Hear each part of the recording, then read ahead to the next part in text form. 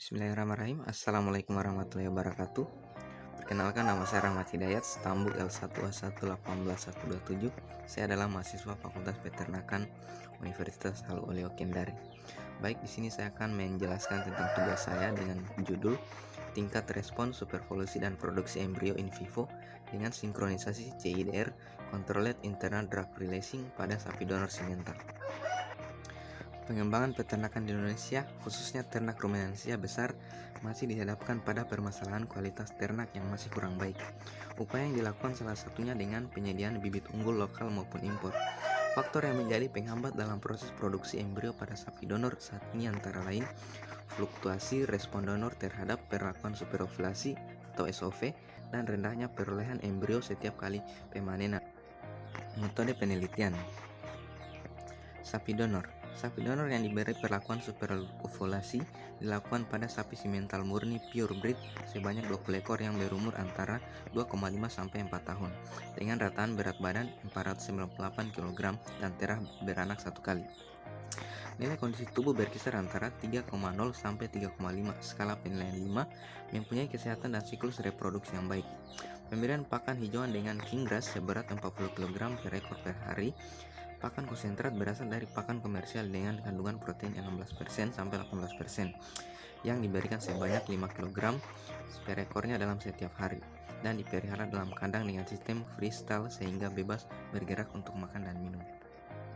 Evaluasi embrio. Media hasil pembelasan disaring menggunakan penyaringan embrio 70 μ untuk mendapatkan embrio dan dievaluasi. Embrio ditempatkan dalam cawan petri besar yang berisi medium pembilas, diambil dengan mikropipet dengan bantuan mikroskop stereoskopik dengan pembesaran 10-20 kali. Embrio yang didapat kemudian dipindahkan ke dalam cawan petri kecil yang berisi media penyimpanan, kemudian diamati dengan perbesaran 50-100 kali. Untuk evaluasi embrio sendiri lebih cermat berdasarkan evaluasi embrio untuk mengetahui embrio yang normal dan embrio yang abnormal. Selanjutnya yaitu parameter embrio yang diamati. Pada pengamatan ini terdapat beberapa poin yang menjadi pengamatan embrio. Yang pertama adalah respon rate, yaitu perbandingan jumlah ternak donor yang respon terhadap jumlah donor yang disuperovulasi. Sapi dianggap memberikan respon apabila memiliki jumlah CL lebih dari 1 atau sama dengan 3. Yang kedua adalah jumlah corpus luteum atau CL, merupakan tingkat respon superovulasi, yaitu jumlah CL yang terdapat pada ovarium kiri dan kanan berdasarkan perhitungan secara palpasi rektal. Poin ketiga yaitu jumlah ovum yang terkoleksi dan embrio, yaitu jumlah embrio kualitas A, B, C, DG, dan UF yang terkoleksi. Selanjutnya yaitu hasil. Pertama yaitu corpus luteum CL sebagai tingkat respon superovulasi. Sapi donor terhadap perlakuan superovulasi dapat diketahui dari banyaknya korpus luteum atau CL yang terbentuk setelah pemberian hormon gonadotropin follicle stimulating hormone FSH. Banyaknya korpus luteum yang berkembang di dalam ovarium sesudah pemberian hormon ini menunjukkan gambaran tentang keberhasilan superovulasi. Selanjutnya, produksi embrio ovum yang terkoleksi nilai recovery rate. Perolehan ovum yang terkoleksi dan embrio hasil superovulasi dan nilai perolehan embrio atau ovum setelah superovulasi. Perbedaan angka rata-rata embrio dan ovum sangat ditentukan oleh berhasil tidaknya proses superovulasi oleh VSH terhadap folikel-folikel target dari superovulasi. Target FSH dilakukan pada fase luteal, di mana fase tersebut menjadi munculnya gelombang folikel dan fase tersebut ditandai dengan keberadaan CL yang mensekresikan progesteron pada kadar tertentu. Perlakuan superovulasi ini berdasarkan pada sinkronisasi CIDR dan kadar progesteronnya tidak setinggi kadar progesteron dari korpus luteum. Selanjutnya selanjutnya yaitu untuk mengetahui tentang keberhasilan superovulasi perlu diperhatikan juga yang namanya presentasi embrio layak transfer dan embrio tidak layak transfer.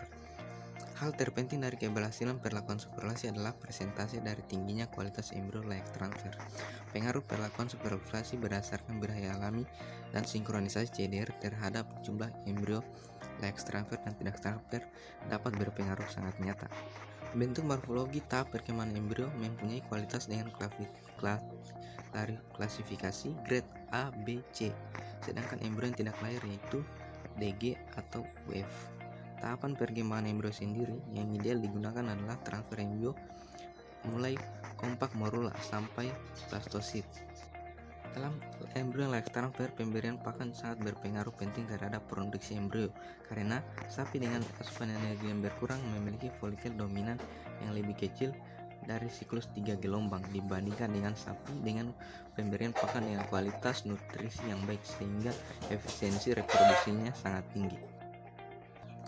Dari hasil penelitian yang dilakukan dapat disimpulkan bahwa superovulasi memberikan respon rate, recovery rate lebih tinggi dan efektivitas waktu dan manajemen yang lebih baik bila dibandingkan dengan perlakuan superovulasi berdasarkan birahi alami, tetapi tidak memberikan pengaruh yang nyata terhadap jumlah korpus luteum atau CL, jumlah oosit terkoleksi, dan jumlah embrio yang layak transfer dan tidak layak transfer. Baik, sekian penjelasan dari tugas saya. Lebih dan kurangnya mohon dimaafkan. Akhir dan kata saya ucapkan wassalamualaikum warahmatullahi wabarakatuh.